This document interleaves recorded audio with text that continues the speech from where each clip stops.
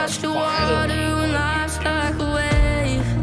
He's the one who always saves. Always remember, put faith over fear. When I'm walking through darkness, I know in my heart that God is the name that I know. The Lord is my shepherd, yeah, He's my defender, Yahweh. He is great, He is strong, He is mighty, yeah, that's my God. I can hear Him, He's talking to me. He said, praise in the valley. With my hands to the heavens, I will rejoice and I'll sing.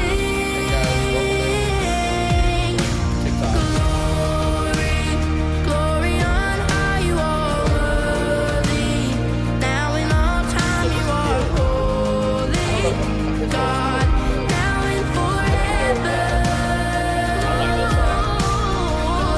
Glory, glory on high, you are worthy. Now and all time you are holy. God, now and forever.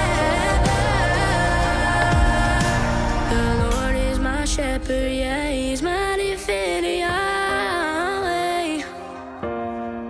He is great, He is strong, He is mighty, yeah, that's my God.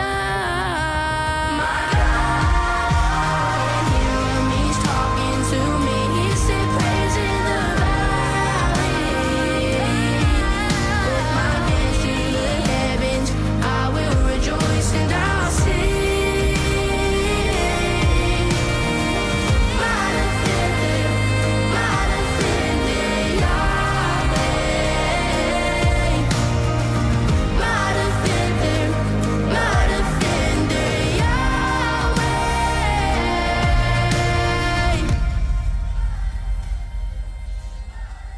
Trying to watch it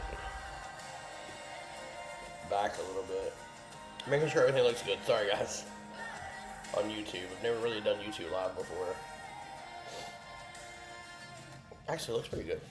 If you're not on YouTube, go to YouTube. Looks pretty good. Trying to watch it back a little bit. Making sure everything looks good. Sorry, guys. Alright, there we go. Alright, well, it looks good on YouTube, so I'm going to exit this so that I don't have the feedback. Alright, well, welcome in, guys. Welcome into our very first stream. I've done a few here and there TikToks, but I've never done YouTube streaming. So this is pretty cool. I don't know that I care much to know. I don't really think I see anybody on YouTube yet. There were supposed to be some people coming in. So the idea behind this is I'm a member of a LGBTQ Christian group on Facebook, and a few of us got to talking, and in talking a lot of them were talking about how there was not a lot of like gay Christian Bible studies. I think a lot of people don't know that there are a lot of churches that are open and affirming, and they can get Bible studies in person and online with these ministries or these Bible study. But a lot of people don't have access to it. A lot of people don't have an area to which they can, like the small town that I'm originally from, we don't have a open and affirming church. As a matter of fact, the closest, I'm from a small town called Eden, North Carolina, and the closest open and affirming church is either in Greensboro, North Carolina, or Burlington area. And so there's not really a whole lot of them. Sorry, you guys on TikTok here. Just trying to send out a few invites to some people that I knew was interested in the live here. Should I send out one to him? Yeah, I'll send out one to him. not him, but her. Yes, definitely her. So, just basically, this is our first live on YouTube. This is our first live, just kind of testing things out on YouTube platform. What platform would be the best? All that good stuff. So the idea was we were on Facebook. We were on the Facebook group. I had posed the question of if anybody would like to do an online Bible study, and a lot of people said yes. Like resoundingly, 40, 50, 60 people said yes. And of course, doing a live Bible study, it's really hard to come up with a time that meets everybody worldwide, because some of these people were in different countries and stuff. But so that's kind of how all this set started. I created, if you're on Facebook, go look up Beacon of Hope Ministries on Facebook. It has a lighthouse. It's kind of a darker image lighthouse with like a light beam out of it. If you're on YouTube, you already see it. And then it says Beacon of Hope Ministries in like a gold writing. And so Beacon of Hope actually came out when I was a teenager. It was a ministry that I wanted to do when I was a teenager. It was the idea, I'll talk about how that got started another time, but it was an idea and a concept, but to me now, Beacon of Hope is giving people those that typically the church rejects, and typically the ones that aren't good enough to make the church cut. That's who we're for. That's who we want to reach after. I mean, we want to reach out to everybody, but there's a whole sector, especially here in America. If you're not an elite person, if you don't look right, you don't dress right, you don't smell right, you don't give your offering right, then the church kind of rejects you, and that's not biblical at all. So Beacon of Hope was supposed to be a ministry just for those type of people. And a few years ago, which today we're going to talk about really my story and why it's important, but a few years ago when I came out and I met my now husband, things kind of shifted in my life for the better, which we'll talk about that. But that's how this started. It was a dream on Facebook. Some folks on Facebook had asked me to do a Bible study, and so I can't go live inside of that. I can't go live inside of the that Facebook group because I don't have admin controls or anything. So I had to come up with an alternative. So the Beacon of Hope Ministries is what we come up with. It's on Facebook. If you'll go over there and like it or follow it or what have you, I have to have 100 followers before I can go live there. So the eventual goal, I don't know how well this YouTube's going to work. I know a lot of churches use YouTube for their ministry, and I know a lot of churches who have expensive software will use it. I don't have that. I have OBS, which works great. I was just on the YouTube. Excuse me. So I was just on YouTube. Saw how well it works. It actually works. So if you're on TikTok and you want to see it on the YouTube, and leave us a comment or a like or a share or all of the above, you look up at BRW Ministries and it should show up. It's the first thing when I typed on. As a matter of fact, I'll show you real quick here. If you go to YouTube, this account that I'm using is not even signed in. My hair is terrible. Y'all could have told me that, girl. Anyway, like nothing signed in, but if you just go into search and you do BRWMINISTRIES for ministries, hit like. It's the very first one. You'll see me and my husband there. The very first one here. If you click that, then matter of fact, it shows us live right now. So if you want to go over there, that would be awesome too. Leave us a comment. Do all the things that you wonderful people online do with the TikTok and the YouTube to kind of make the algorithm do its thing so that we can get more viewers. So the point in doing live, like I said, I kind of hinted on it a moment ago, was to be a beacon of hope for those who, I don't care who you are. I'm actually a member of the United Church of Christ. I'm actually a member in discernment, pretty much finished with everything that I need for ordination. I've applied for a couple of churches as their senior pastor. Once I do that, then I'll officially get ordained into the United Church of Christ. They do things a little bit different than some. A lot of churches will go ahead and license and or ordain you prior to actually filling a pastoral role. In some churches, it's a requirement, but in the United Church of Christ, you're pretty much ordained once you get your call. So the church that I applied for, hopefully I'll get it. If I get it, then I'll do an installation and an ordination ceremony. And I'll never have to do another ordination ceremony again because they only do one once you get your initial call to either a church or if you're a chaplain. But the MID is a pretty extensive program that you go through. It's a discernment process. It's a process to make sure that, hey, this is what I want to do, and this is what I really do completely feel like God's called me to do. And it's been a wonderful, wonderful process, actually. I've had some great mentors in my life that have helped me out, who've given me some guidance, some suggestions, and they still do to this day. They still do. This light is really getting on my nerves. I see it in my glasses, and I don't like that. I think you guys can see me. I'm sitting in front of a window. But yeah, so here's what we're going to do. So I want to just kind of make this opening. I don't want to just ramble and talk, and I want to kind of have purpose. Thank you, Riley. Love you, buddy. Love you, buddy. Like I said, if you guys are on TikTok, go over to YouTube.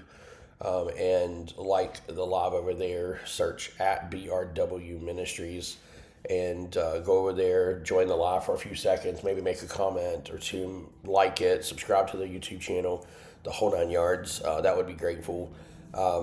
Normally I just put videos, and if things kick off, what I'll do is when I switch over to Facebook or however we're going to do the Bible studies that we're going to do, what I want to do is end up just uploading the videos to YouTube. Unless YouTube works out. And if YouTube works out, then obviously I can just share a link inside Facebook. I just wish there was a software that you didn't have to pay a lot of money for, that you could go live simultaneously. But there's not. So what's the purpose of all this Bible study mess? I don't know which side of TikTok you're on, but I've got a history in the church, and I've got a lot of religious trauma that happened from Christian churches, both when I was a young person, aka a child, aka a teenager, and then a lot when I was an adult as well. I'm actually a seminary student at United Seminary of the Twin Cities, and in one of my classes look, guys, no, I'm not bringing up anybody, so sorry. In one of my classes, one of my classmates was talking about it, and he said, man, you've got a lot of religious trauma. And we were talking about ways to help that and help people with that and so forth. And so, so there is a lot of religious trauma, and I don't mind talking about it, and which we will talk about it a little bit. But as far as like the purpose of this is to give a safe place for gay Christians, straight Christians, bisexual Christians, transgender Christians, any kind of Christian who loves God and wants to be pleasing to God and a good person. I have a Micah 6:8 mentality in my ministry, which is to love justice and do mercy. Matter of fact, at one of the local congregations of the town that I live at now, I actually preached a few weeks ago for them, and that was exactly the message that I had for them, was in Micah 6:8, which was to love justice and do mercy. And Jesus kind of summed those up when he was being asked by the religious leaders of his day. They were trying to trip Jesus up, and they were trying to make Jesus into something that he wasn't. And they asked, out of all these 10 commandments, out of all the commandments, what is the greatest one? And it's funny, Jesus didn't even quote one of them. He said to love God with all your heart and to love your neighbor as yourself. And I believe that loving God and loving your neighbor sums up the entirety of the mission of Jesus and what we're here on this earth to do. How do we prove that we love God? Well, we're a good person. And, Jesus would say, if you love me, you'll keep my commandments. Well, what is his commandments? To love your neighbor as yourself. Jesus taught love, and, he really went against the social norms of his day. He wasn't like, everybody was expecting folks to be a certain way in the religious community, and he was totally not that way. Trust me, he turned over tables. He really, really irritated the Pharisees and Sadducees and all the other religious leaders of his day. So, so he wasn't really he wasn't what they wanted anyway. He was definitely a reformer in his own right. He was a rebel, and the church as I see it today is in need of a lot of help. When I grew up, and we'll talk about here in a moment about my story a little bit. When I grew up, I saw the church one way, that I was taught to see the church, and then as I become an adult, I saw it a completely different way. So anyway, all the preliminaries out of the way. If you're on TikTok, continue to like. I appreciate everybody who's liking it. We've gotten 1.6 thousand likes. That's totally amazing. Go over to YouTube, search at BRW Ministries, and you'll see the live there. And we guys, right now it doesn't show me who's, I don't know why it's not showing me. It says not currently connected on the YouTube studio, but I do know it's connected because I see the live chat. So, and I know it's connected because I see it on YouTube when I go. Why it's not showing? I guess YouTube Studio is something inside of YouTube. I guess I haven't really explored it, and I guess you can, if you're not using another software, you can use it. But whatever.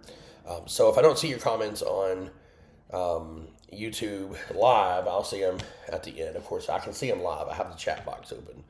But anyway, so that's what we're doing here. This goal is to be at least a bi-weekly event.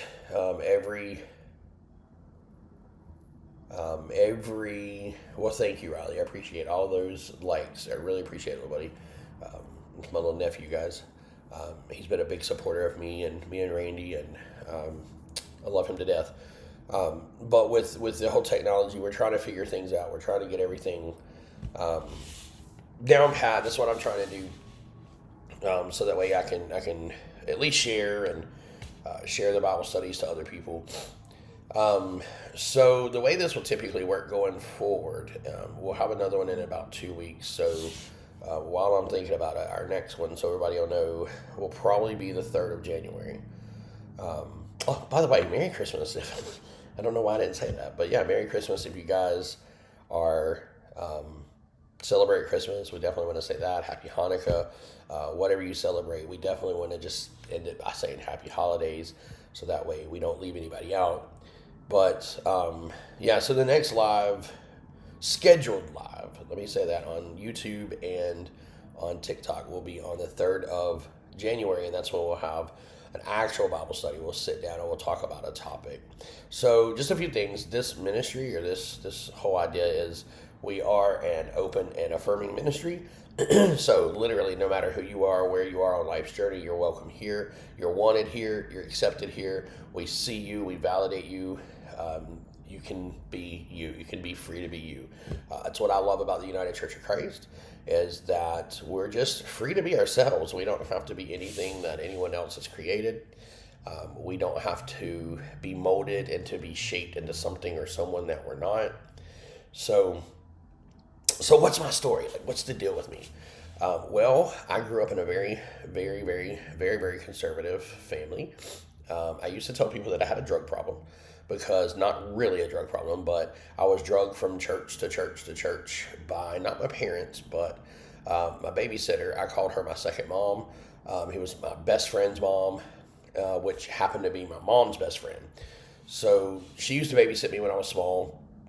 And even when she wasn't babysitting me, even when my parents wasn't at work, I was over at my best friend's house all the time, like all the time. We grew up together. It's kind of one of those things, we call each other brother. And his mom was really, really, really super big into church. She was big into like the charismatic style churches, with the talking in tongues and the shouting, all that good stuff.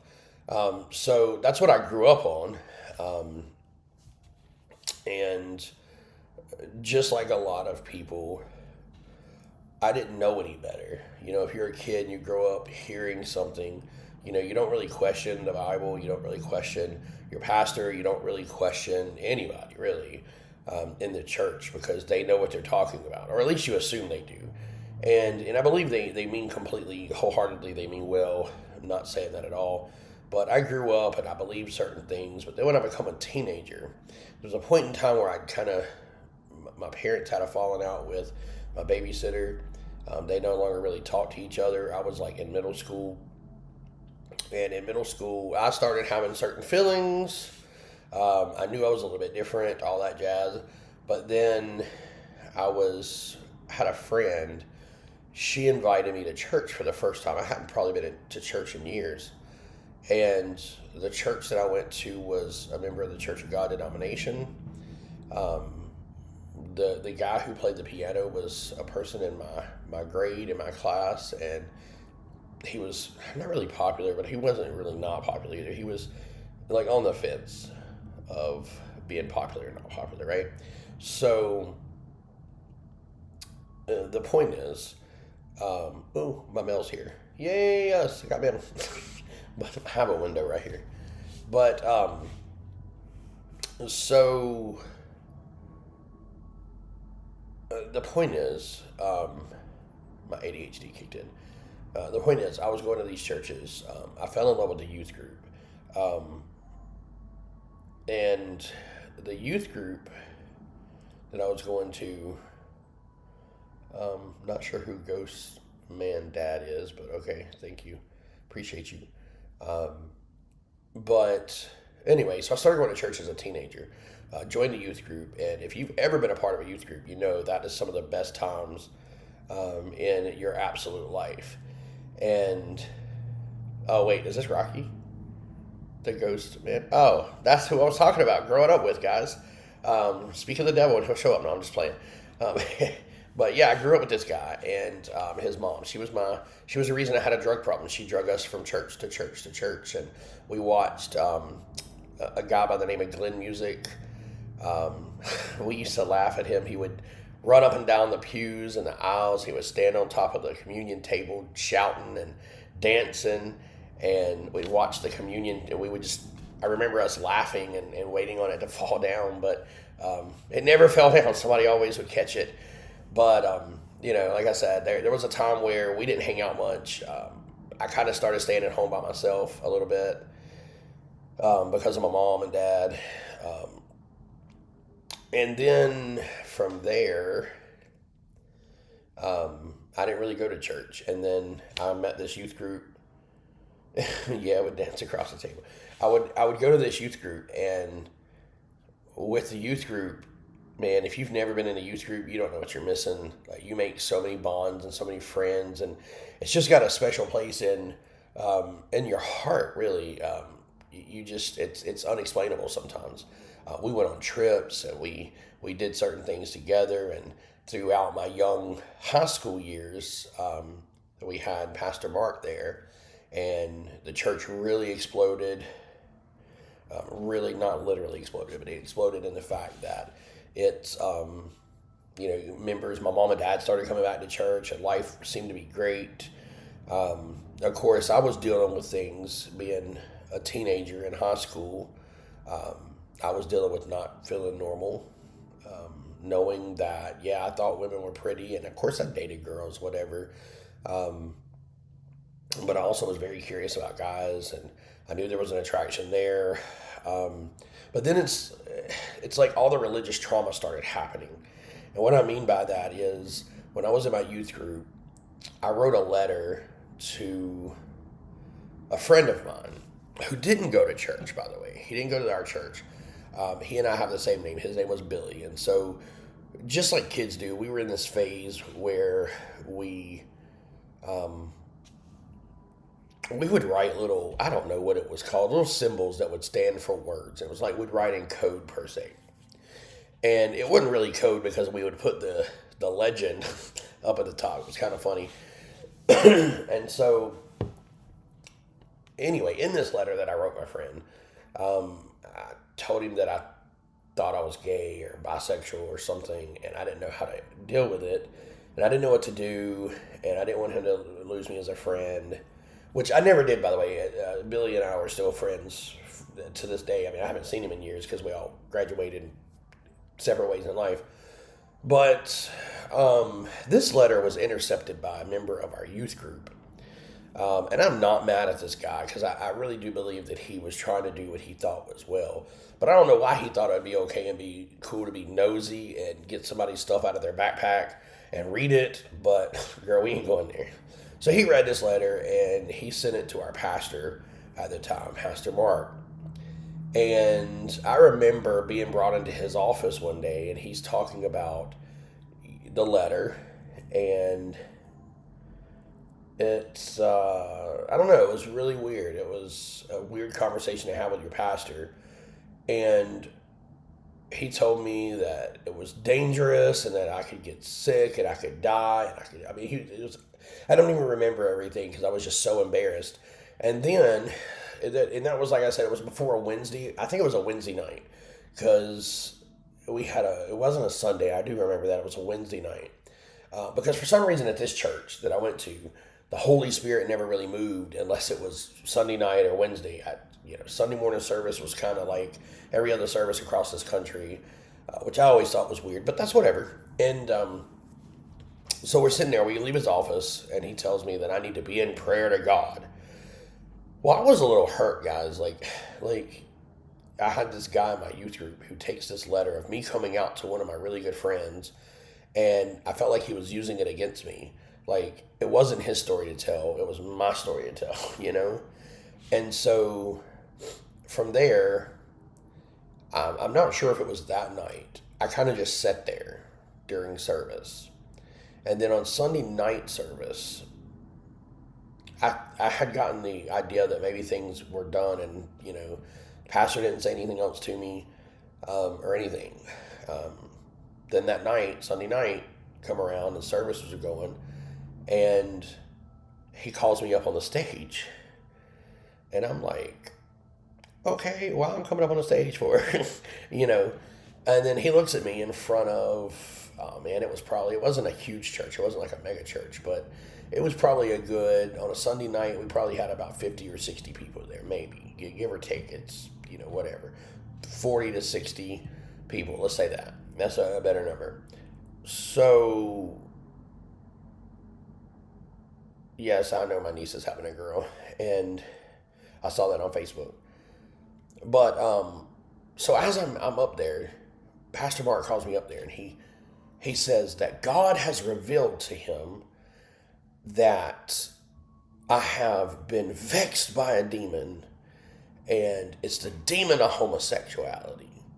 And of course, for me, listen, I'm not, please don't take what I'm saying wrong. I'm not bashing or talking bad about any charismatic or Pentecostal church.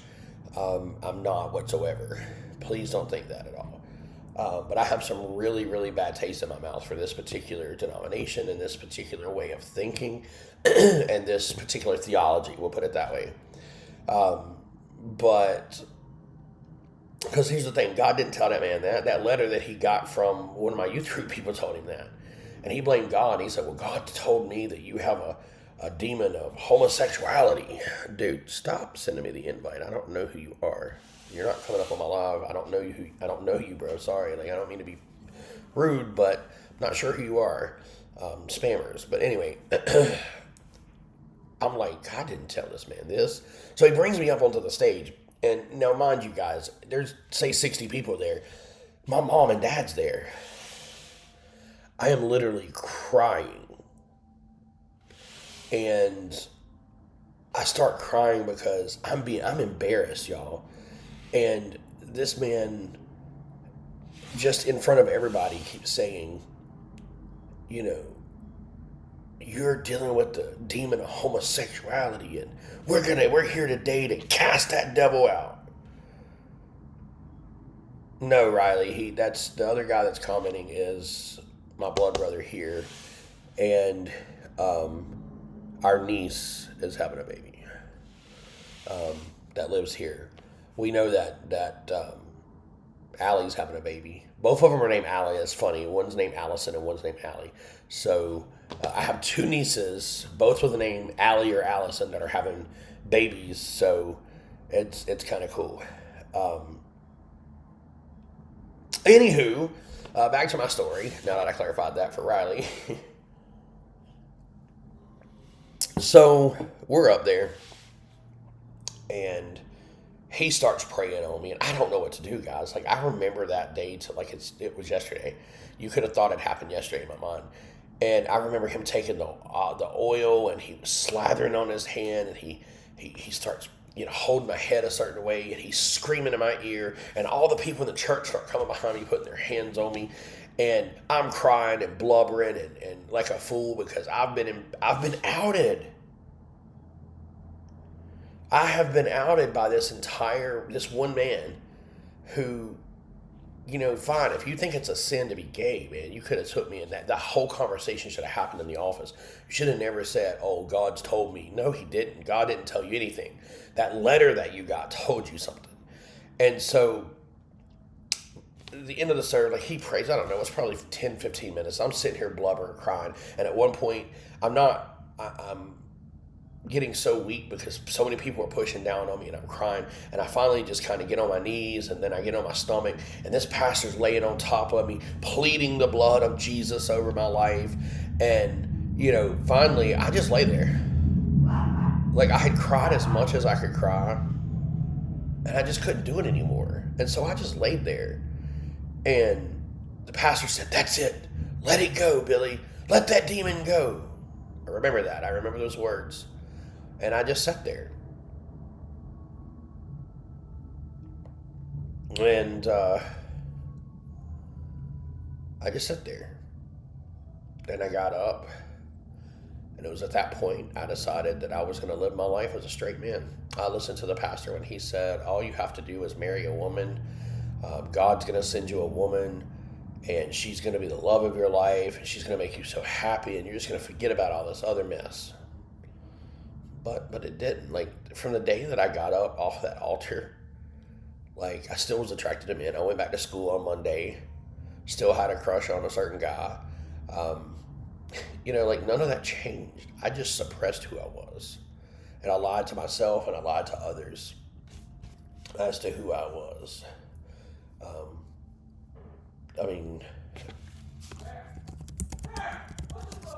God knows that I didn't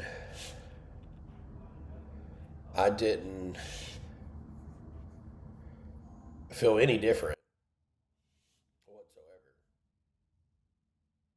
So you fast forward, and I did the whole thing. I got married, and I had a kid, and I wouldn't take my kid for anything in the world. I love my son more than anything in this world. But unfortunately, it wasn't fair for her. It didn't work out between the two of us. I quit going to church for a while, but let me back up, because this is really important, because since Rocky's on here, Rocky and I can talk to you about this. So after the whole high school era of my life, so I started a church, right? I started a church because, like I said earlier, when you're in the charismatic faith, in the Pentecostal faith, and even some Baptist and other denominations, I'm not bashing them. I think there's good people in every church, but sometimes when you're young and you have no formal education, I was in high school. I just had graduated high school. I didn't even think I had went to college yet. If I was doing something like my EMT or something. And I did feel like when I was around 16 or 17, I knew and I still think today that this is relevant, but I felt the call of God to preach on my life. And then there's some things that I'll say in the charismatic church that people have said over my life. There's a female pastor I can think of right off the top of my head that means a lot to me. And she said some things. Matter of fact, some things were said to Rocky. I'm not really going to speak either way to that, but we ended up starting a church at his house. And I'm going to say his name since he was on here. So we had a little house church for a while, and then I ended up pastoring this little church. There was a couple, I'm not going to say their names, but there was a couple who helped get a church building. They secured a church building. I felt like I was being used because we cleaned it up, we fixed it up, we did all this stuff, we painted. And then after the first service, the guy was like, "Well, I heard you used to be a homosexual, and we can't have that in the church." So I really just like it wasn't a newsflash, bro. You knew this. Like we had had conversations at your kitchen table, right? Like we knew this. Like what in the heck is going on? But anyway, again, all this time I'm suppressing who I am. I ended up having a couple churches. Ended up getting married. Ended up having a kid, or my wife at the time is pregnant, and I'm sitting at Rocky's house, and we're flipping through the TV one day, and we see this old bald-headed guy on TV. We see this bald-headed guy on TV, and I'd never seen them.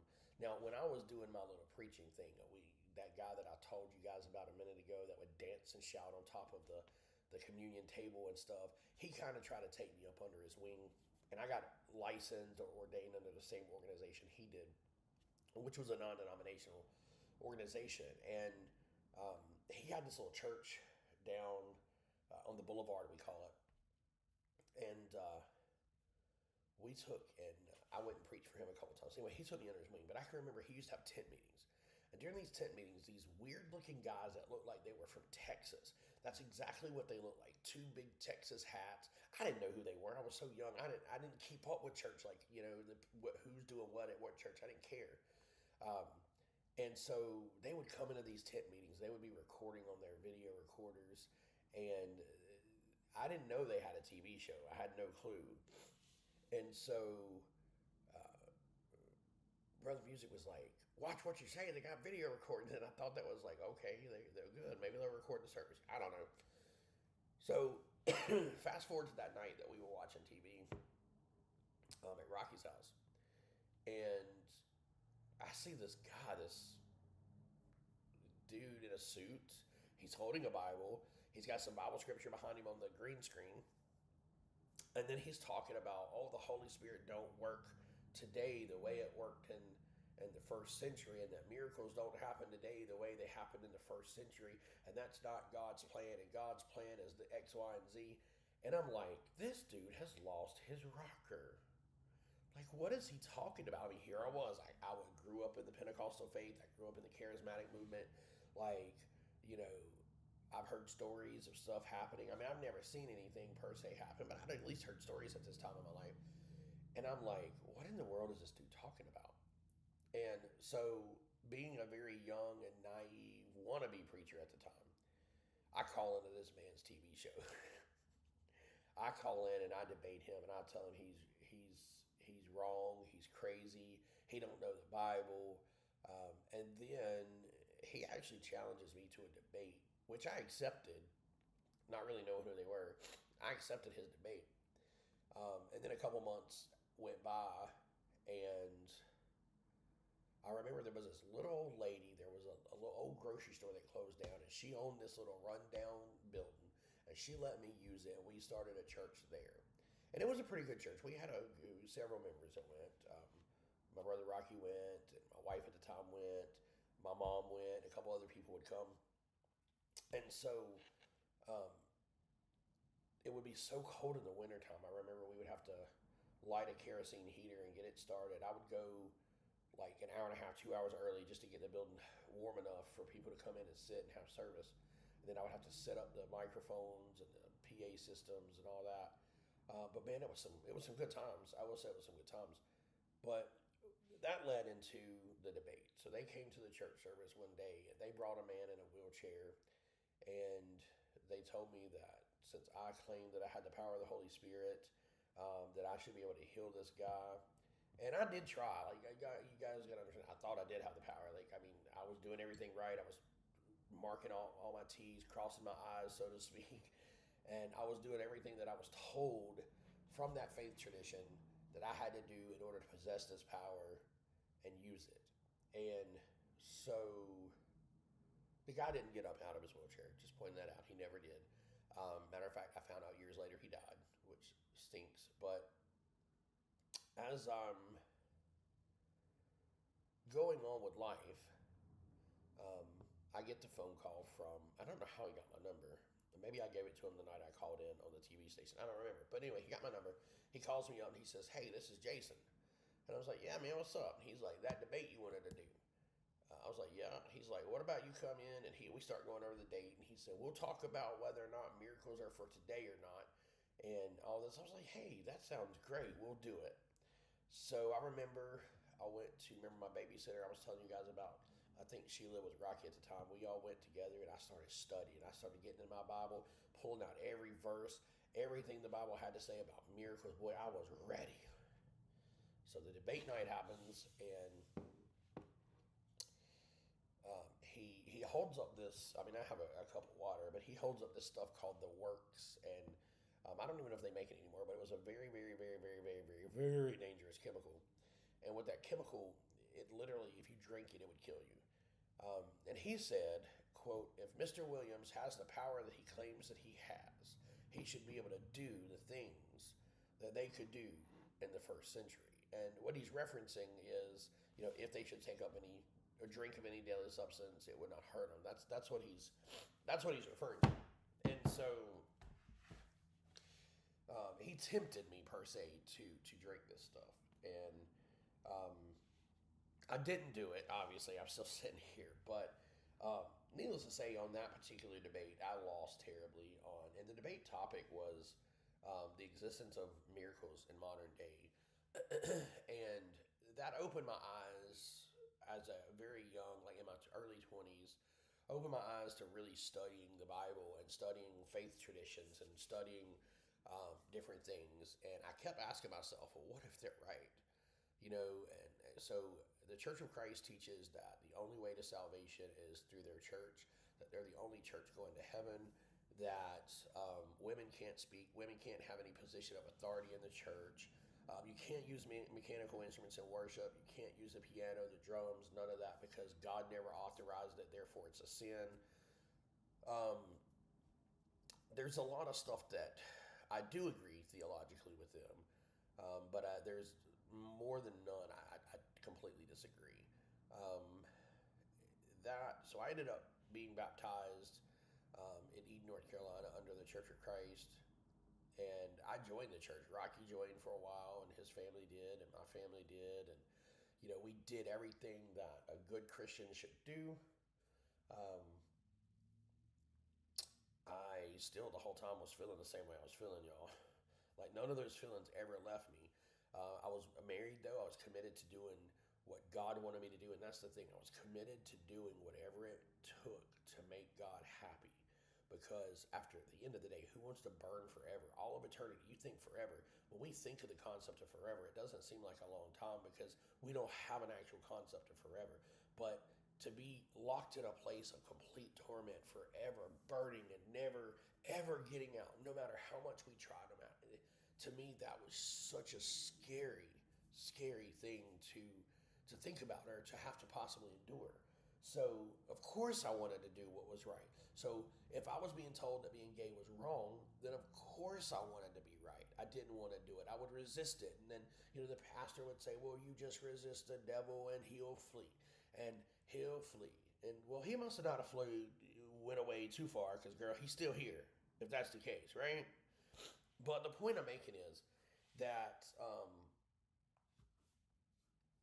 there was a lot of religious trauma from the time I was a child, from that incident at the Pentecostal church where I was told I had a demon of homosexuality.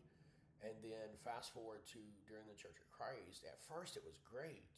Pentecostal preacher obeys the gospel, and I was all over the local news stations here because we have these little, not really local access news, but they're the low power TV stations that they love to have their TV programs on. And they were successful, I will say that. They were very successful TV shows. They were live Bible calling shows where they would let people in the community. And if they were successful at nothing else, they were successful at getting the community and the religious community stirred up. And going back and forth, they had numerous debates. I wasn't the only one. And I was very active in that. I would show up in the church. They even showed up at the church I was talking about earlier that I used to attend as a teenager in the Church of God. I actually went into that church and ask the pastor questions, trying to trip him up with two of the pastor's kids who are now evangelists for the Church of Christ, because they don't believe in the word pastor. That's a no-no. You can't say pastor. When talking to you can only say elder or evangelist. If you go on actually YouTube, there's a lot of information and a lot of people that talk about their experience in the Church of Christ. There's actually this program called Cultish on, and they do a really good program and portraying why they think the Church of Christ is a cult. But they do have a lot of cult-like activities. I mean, in theory, I guess if you take the definition of what a cult is and you mark it, they meet all the marks to be technical about it.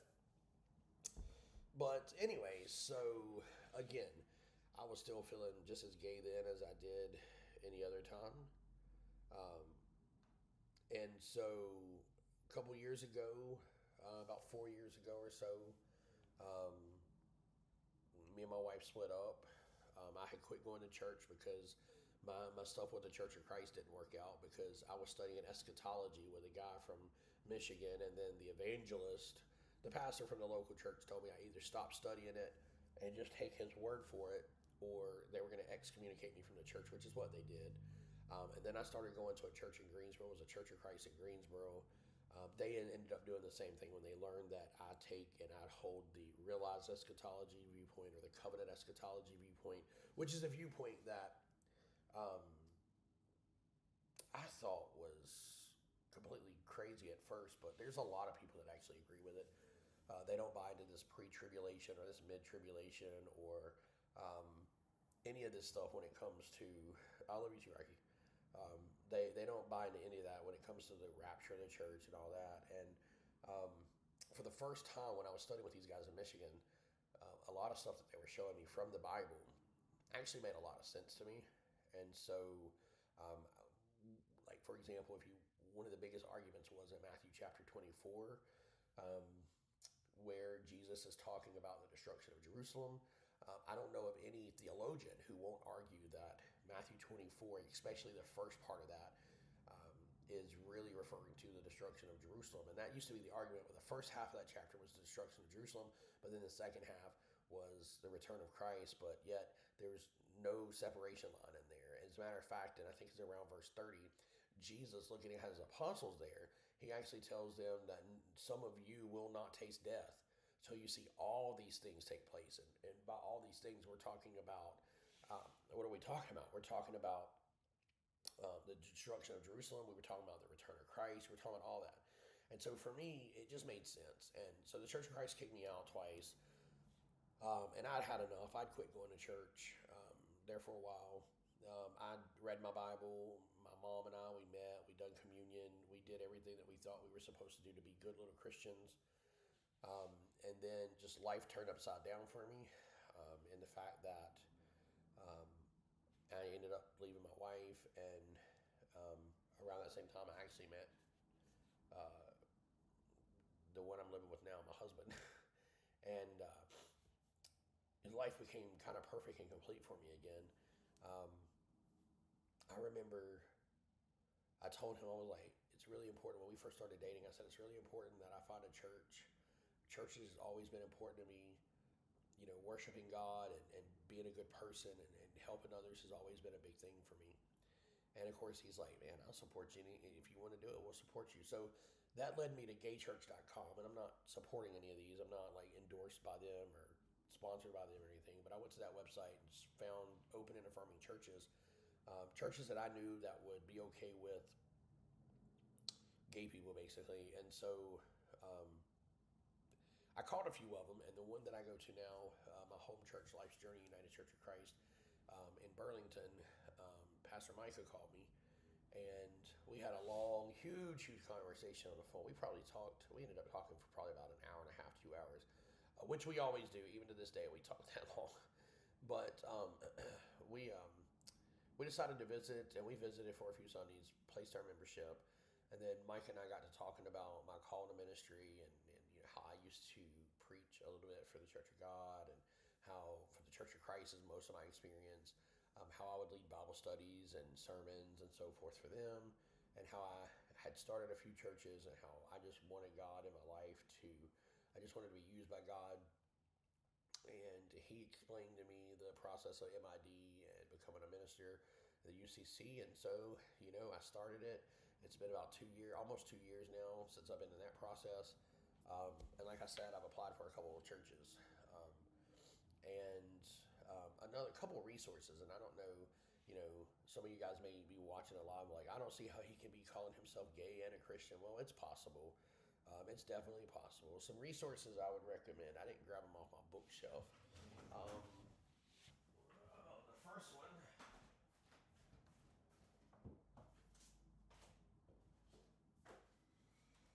And where's it at?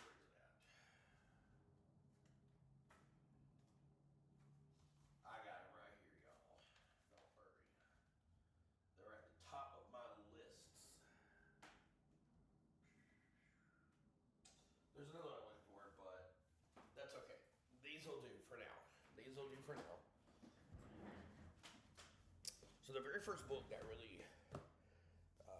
helped me was this one. Again, I'm not being sponsored by these guys. I just want you guys to have some good resources. This one here by Matthew Vines, God and the Gay Christian. He does an amazing job. He goes through 2 words. He goes from what we call...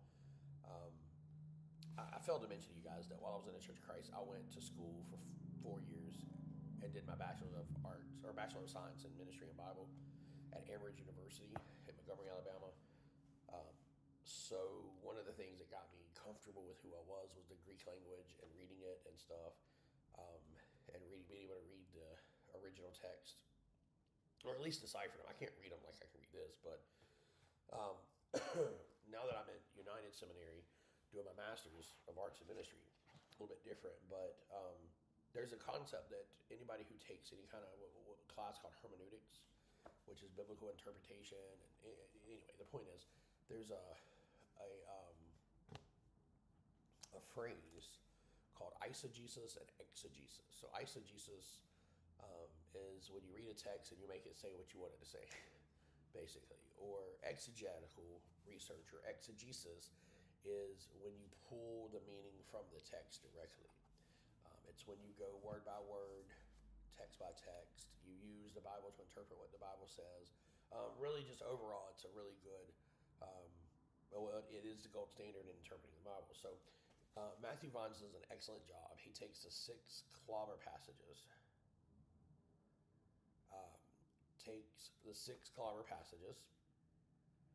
and these clobber passages he goes by one. He discusses them. He talks about like the culture of the times and all sorts of stuff. Like he talks about how the concept of being gay or homosexual relationships wasn't a big thing. They didn't know. We only recently knew what it meant to be gay. So when the Bible focuses what seems to be primarily on gay sex as being wrong, it's because it's coming from a mindset that they didn't understand that 2 men could fall in love or 2 women could fall in love, and it could be a mutual monogamous relationship built on trust and respect. They just see the bad things. And anyway, so in his book, he talks about Sodom and Gomorrah, he talks about Leviticus. So he ends up going through all 6 of the clobber passages. So I oftentimes tell people if there's somewhere you want to start, I would definitely start here and read this book. I don't get any flack back for it or anything, but God and the Gay Christian by Matthew Vines, one of the best books. There's also another theologian that I absolutely adore. I don't agree with everything he teaches, but I do love some of his work. I don't have his hardback book with me. That's the one I was looking for.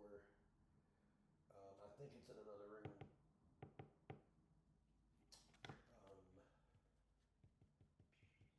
I think it's in another room. But his name is Brandon Robertson. But he made this Gay and Christian No Contradiction. It's a really small book. It'd probably take you 20 minutes to read it. But it's a really good book. And there's also this one here, Christianity and Homosexuality Reconciled. I can't talk today, y'all. It's by Reverend Joseph Adam Pearson. And then a good friend of mine actually just recommended another book.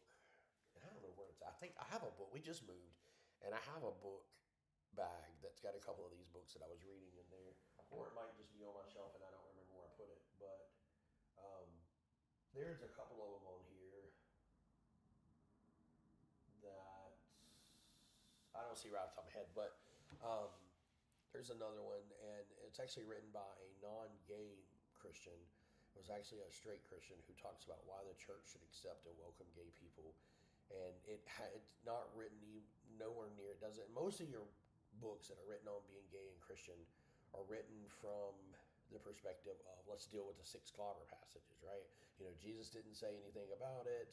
Um, let's talk about the six passages that seems to um, condemn it, and if we can win those people's minds over those, and those are really big arguments. Don't get me wrong; they're really big arguments on why um, you should leave us alone, basically. But um, there's other things like there's other theories. Like there's arguments made by religious folks all the time that a man was made for a woman and sex was made for procreation, and therefore, if sex between two people can't produce a child, therefore it's a sin. But then that falls apart because we have women who, for whatever reason, can't produce children.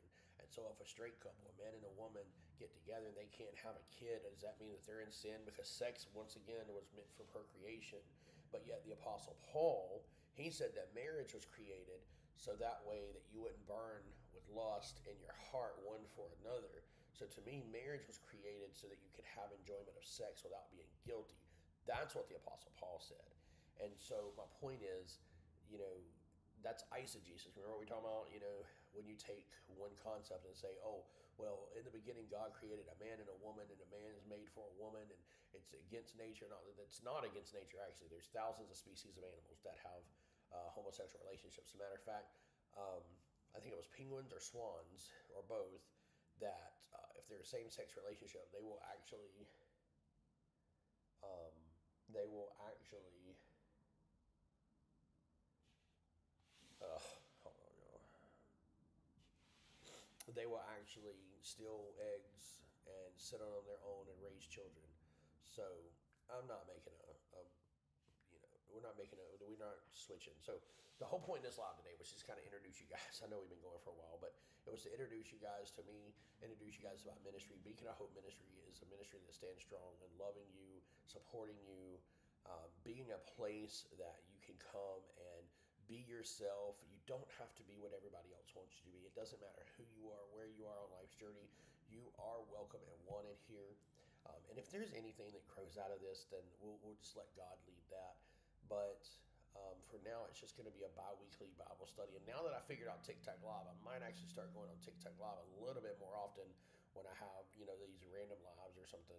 But it's going to be definitely a live thing every 2 weeks.